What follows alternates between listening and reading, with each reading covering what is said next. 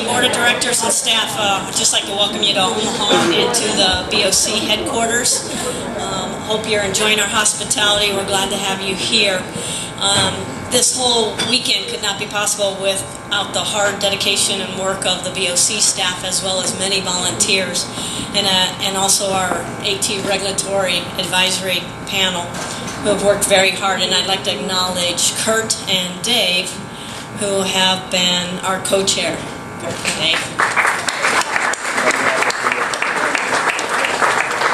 As well as our panel members, Jeff, Greg, and Anna, Tim. Valerie couldn't be here, and neither could Ron, but we'd also like to give them a round of applause and gratitude. And as we talked about this morning, we'd also, could not put this on without our sponsors, our gold sponsor of Mutual of Omaha and our silver sponsor of Johnson & Johnson, so thank you to them as well. And that brings us to a very special award that we like to give out, the Dan Libera Award, and with that I'd like to bring up Denise Fandel, our Executive Director. Thank you.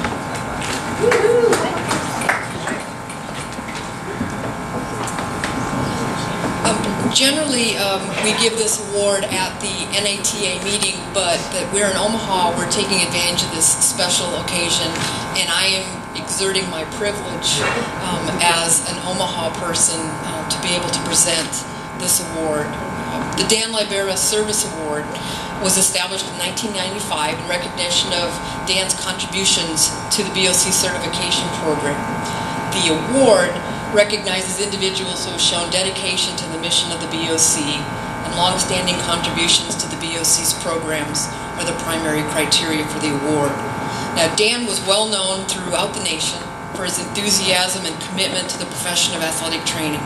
Through his work at the University of Northern Colorado and his volunteer activities with the NATA and with the BOC, he was able to pass on these traits to the students and colleagues who he had the privilege to work with. Dan served as a longtime test site administrator and a member of the BOC Board of Directors. Dan passed away on August 2nd of 1997 from complications resulting from ALS, or Lou Gehrig's disease. And as I said, we traditionally present this at the NATA annual meeting, and we did so, and I think the other award winners are listed here on the front. And I know that the family would love to have come to Las Vegas to receive this award, but we didn't have it in the budget, and so we decided that we were going to present the Dan Libera Award to Wayne Wagner posthumously. But we have here tonight Mary Claire Wagner, his wife, and Gina, Terry, and Scott Wagner, as well as many members of the Wagner family. In his nomination letter, Rusty McCune states it's an honor to nominate Wayne Wagner for the Dan Libera Service Award. Known to many simply as Wags, Wayne was a member of the National Athletic Trainers Association for more than 50 years and served the BOC, the Board of Certification, and its mission for more than 20 years.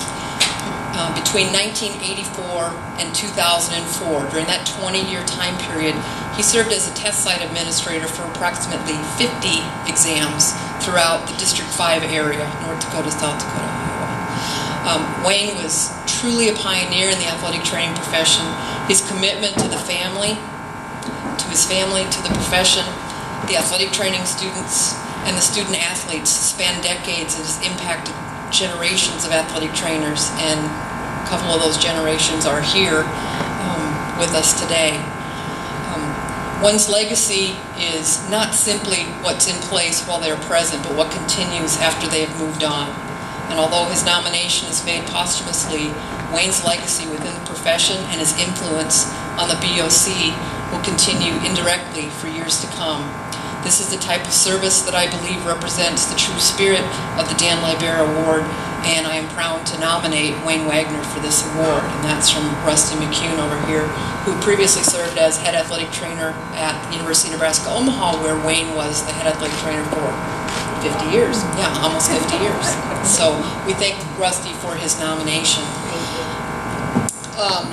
In exerting my privilege with Susan and being able to present this award, I needed to let you know that I wouldn't be standing here if it wasn't for WAGS, because he volunteered me to work a test site here in Omaha. Got me involved with the BOC. You know how it is when you're a grad assistant and it says, okay, well, we're running the test site, so we're going over Creighton. He got me involved with the BOC. He said, if you're going to complain about things, then you better start getting involved in them. And so I wouldn't be here. The BOC probably wouldn't be in Omaha if it wasn't for Wayne Wagner.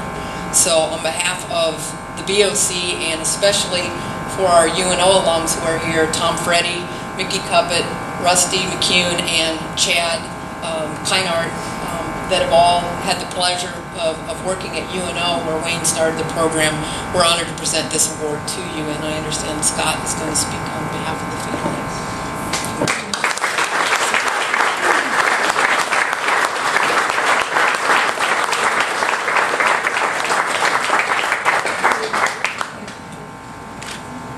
I'll be brief. Tom just told me to wing it, so we'll see what happens here. The Wayne F. Wagner family is honored to be present for this momentous occasion. Our sister Debbie is working and was disappointed, very disappointed that she couldn't be here, but she knows that the work ethic that my dad taught us definitely needs to be at work, so that's where she's at right now. We want to thank the BOC for the great service honor awarded to our father and husband. WAGS held athletic training to a superior standard. He believed in professionalism and excellence even when it wasn't popular or easy. And he definitely proved that to us. WAGS was honest, upright, compassionate, loyal, respected, and encouraged knowledge. You always had to work hard, and with that, it was never easy, but with that experience that you gained, unbelievable. He mentored many student trainers, athletes, colleagues through his example of dedication, knowledge, and loyalty to the mission of providing exceptional credentialing for healthcare professionals to assure the highest standard for the organization. WAGS had a great pride in the students he mentored and considered all of them family. The profession of athletic training provided an environment that enveloped our entire family daily.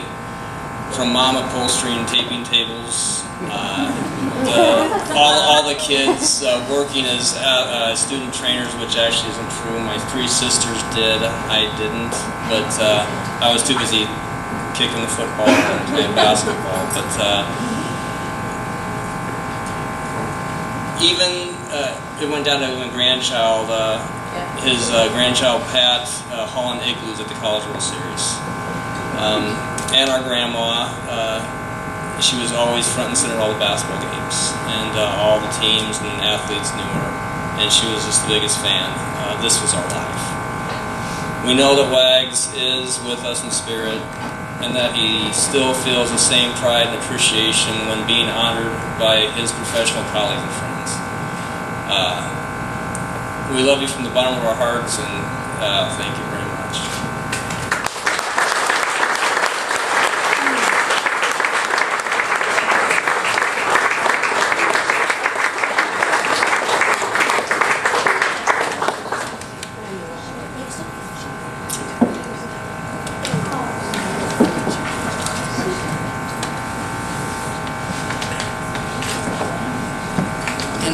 All of the Wagner children can tape with the best of them.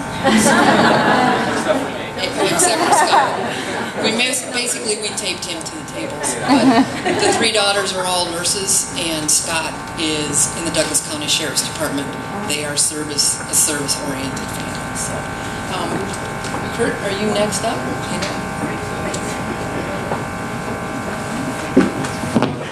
Our second award, it's actually a set of awards, is the BOC Public Advocacy Awards. The award is designed to recognize an individual, a group, or organization who has demonstrated leadership in protecting athletic training consumers. Past recipients include Keith Webster in 2007, Ann Berry, and the Texas State Athletic Trainers Association in 2009, and Rusty McCune in 2011. This year we have 3 recipients.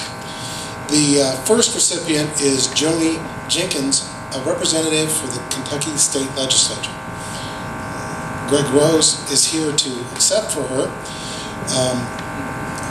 Ms. Jenkins' support of athletic trainers and the Kentucky Athletic Trainers Society started in 2009 as a result of the tragic heat-related death of a young man participating in football conditioning at a high school in her legislative district. There were no athletic trainers present. That same year, she introduced the student athletic safety legislation, which resulted in mandatory safety training for all coaches. During the session, several members of CATS had an opportunity to meet with her and discuss the advantages of having an ATC at the school where the tragedy occurred. As a result of that meeting, she recognized the role of ATCs and what they could play in all aspects of student athletic safety, and has since supported all of the efforts to expand the availability of athletic training services to all middle and high schools in the state of Kentucky. Ms. Jenkins has successfully passed legislation mandating concussion care, again recognizing ATCs, this time as one of the 4 groups of medical professions who can evaluate a concussion. The most recent legislative victory was again led by Ms. Jenkins, who sponsored a bill that resulted in athletic trainers moving from state certification to state licensure in Kentucky. For the work that she has done furthering the legislative efforts of the CATS and improving the quality of health care for student athletes in Kentucky, we are honored to nominate and present Joni Jenkins for the BOC Public Advocacy Award, and we'd like to congratulate her and Greg is going to accept the award for her.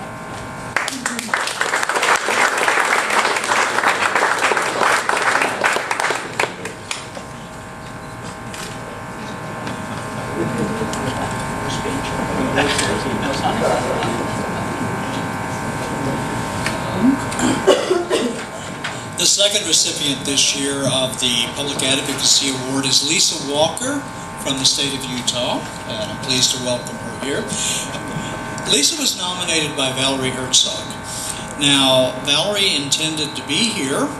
Unfortunately, she is responding to a higher calling, which is to be a mother to a child who's home with some dental surgery issues. So we wish everything will come out well for the family, but I'm going to read you from from Valerie's nomination letter for Lisa, and I don't want you to be blushing here. Lisa Walker has worked tirelessly for many years on behalf of the state of Utah. When Valerie, arrived in Utah in 2004, Lisa was serving as president of the Utah Athletic Trainers Association and aggressively pursuing licensure for athletic trainers. With support from others, Lisa has been working on this initiative already for several years, meeting with legislators to build support, finding a bill sponsor, creating a promotional video. The licensure law passed in February of 2006 and is a strong piece of legislation that significantly benefits the ATs and the public of Utah.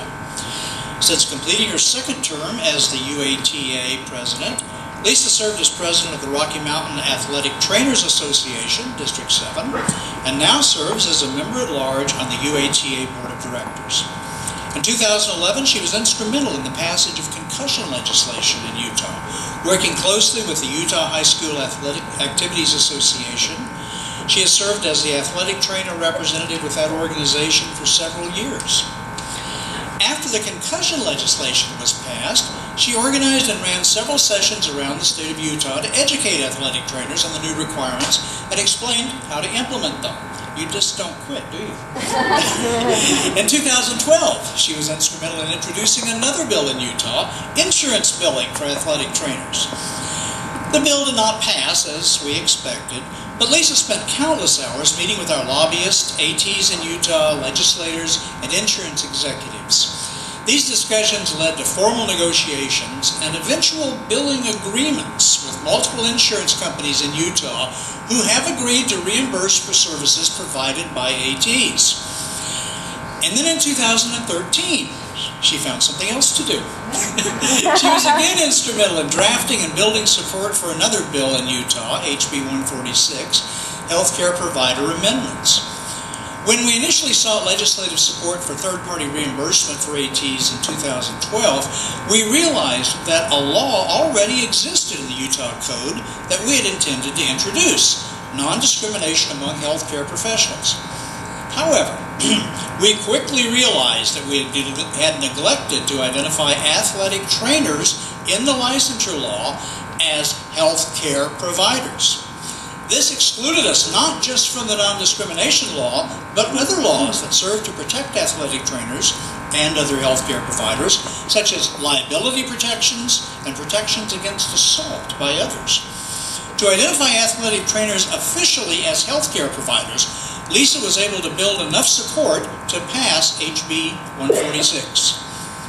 Now, Lisa does not work in a clinic. She doesn't stand to personally benefit from third-party reimbursement.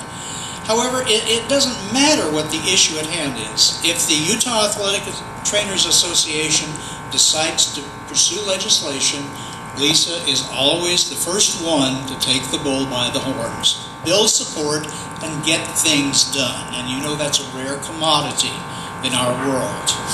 She spent hundreds of hours in the Utah State Capitol testifying before committees, meeting with legislators, working with our lobbyists, organizing other athletic trainers, doing whatever it takes to advocate for athletic trainers in Utah. The legislation she promotes also serves to protect the public, especially the AT licensure law and concussion law. Lisa has never stopped working on behalf of athletic trainer and youth sports safety legislation since I, Valerie, arrived in Utah 9 years ago, and she had already been working hard on these issues prior to that. She has earned the respect of every athletic trainer in Utah and many outside the state as well. I feel that she is very deserving of the BOC Public Advocacy Award. And after a letter of recommendation like that, I don't think there could be any question of the recipient of this award, Lisa Walker.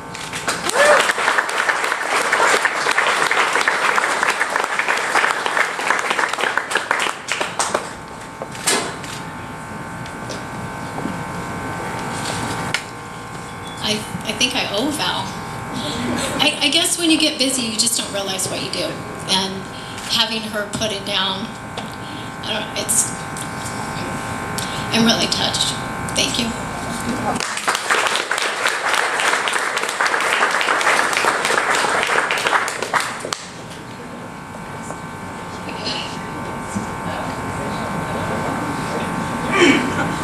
Little change of plans here.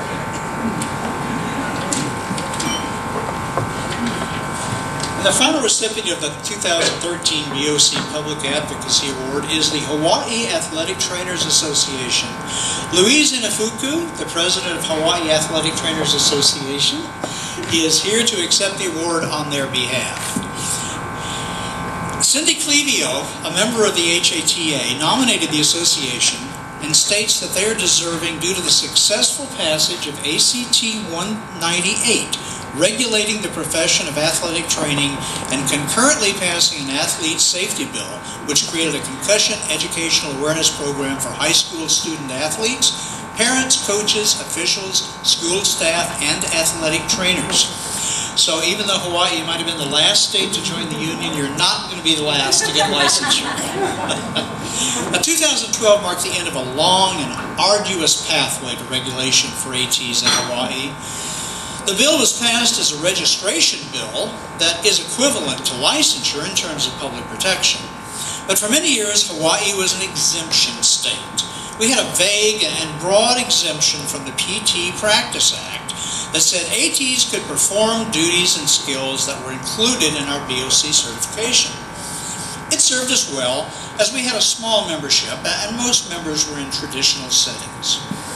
But as we grew, we began seeing the need for future legislation and understood the importance of NADA's goal of having favorable legislation in all 50 states, both our own and the goal of the BOC to provide appropriate public protection in every state and jurisdiction. A short summary of our efforts and history of this legislation is as follows, and once again I'm quoting from the letter from Cindy Clevio. In 2002, our membership voted unanimously to seek legislation. The first step was for the legislature to pass a concurrent resolution asking our state auditor to perform a sunrise analysis of the profession of athletic training. It finally passed as a concurrent resolution. We anxiously awaited for the state auditor to perform the analysis. The auditor had until the next session to complete the audit. It was never done. Another concurrent resolution was passed, and the auditor's office conducted the analysis.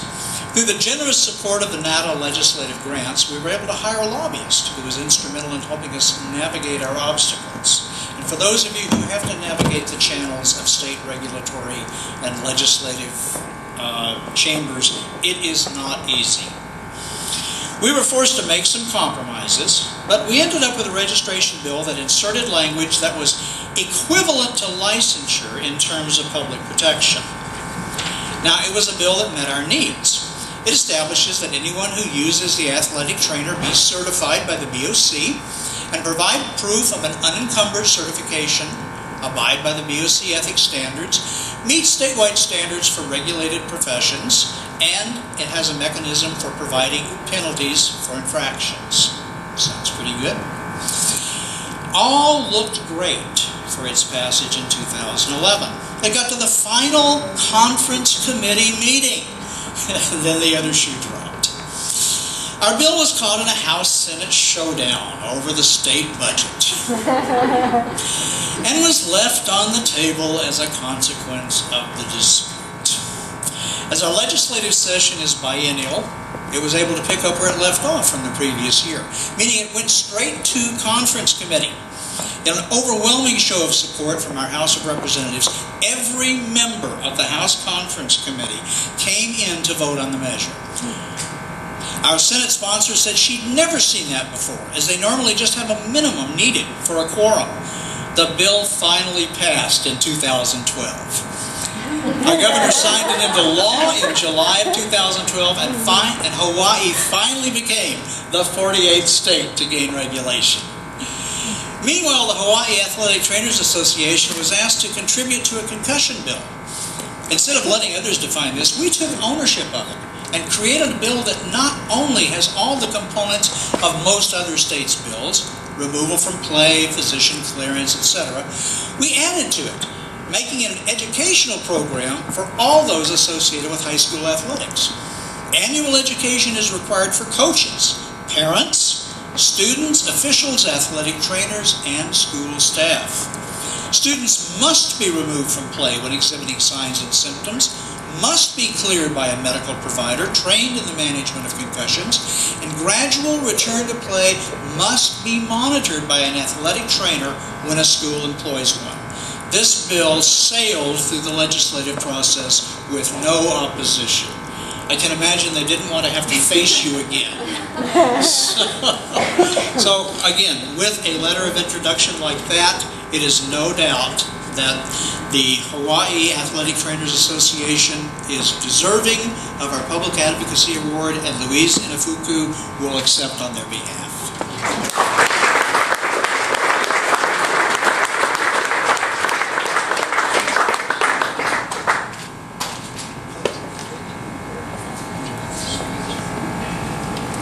Hi everyone, thank you so much for this. On behalf of HATA, this is an incredible award and great achievement, and definitely I want to give a huge applause to Cindy Clevio, Ross Fisher, and everybody that was involved with the Governmental Affairs Committee that has been basically pushing this through since for like the past 10 years or so. I'm just kind of catching the tail end of here and just like, hey, yeah, hey. But really a big mahalo and thank you to everyone that preceded me. So thank you very much for this award.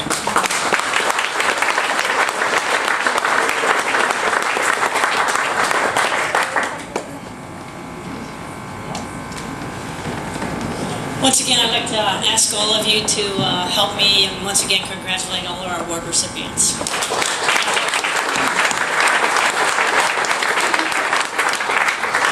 The other thing I'd like to do is recognize a very special lady who's worked her tail off to bring you about this this weekend. Shannon, if you would join me up here.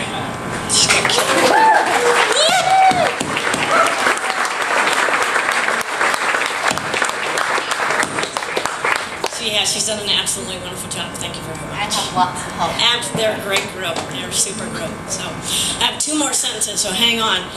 Thank you all for your attendance at the conference and for all the work that you do on behalf of the consumers of AT Services. And enjoy the rest of our reception. Please feel welcome. Make yourself at home here at our BOC home. And we'll see you at 7 o'clock for breakfast. And roundtable starts at 8 a.m. Have a nice evening.